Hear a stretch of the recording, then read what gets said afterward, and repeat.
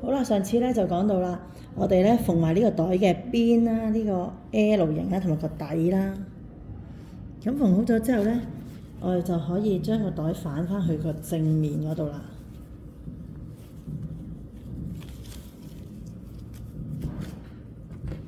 呢個袋咧反翻去個正面啦。然之後咧呢個袋口咧，我哋打算穿條繩落去嘅。咁我哋一條繩要幾長咧？就係只要長過個袋口就夠啦，即係唔使攞過多嘅。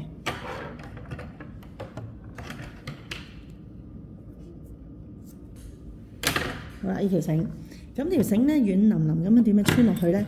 我哋就可以借助扣針啊，或者黑夾啊呢啲咁樣嘅工具咧，就將佢卡住佢。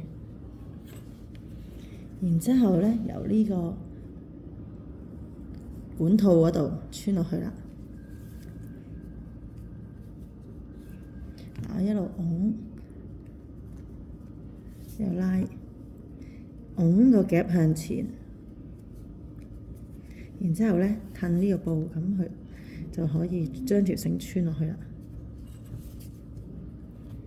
即係我哋借助呢啲工具咧，可以幫我哋穿繩啊，或者穿橡筋啊落去。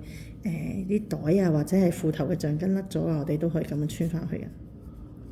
哎呀弊啦！但係咧呢個黑夾嘅唔好處咧就係佢穿穿下可能會甩咗，咁所以咧我哋亦都可以咧用呢個夾或者扣針打個裂添，打個裂咧就安全啲，冇咁易甩出嚟啊！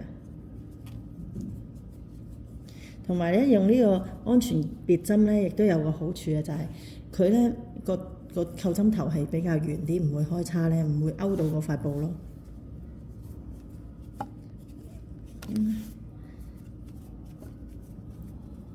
好啦，咁穿翻出嚟啦，然之後咧拆翻個扣針端，跟住將呢兩個繩頭咧，就翹嗰一個棘，打個裂，咁就完成啦。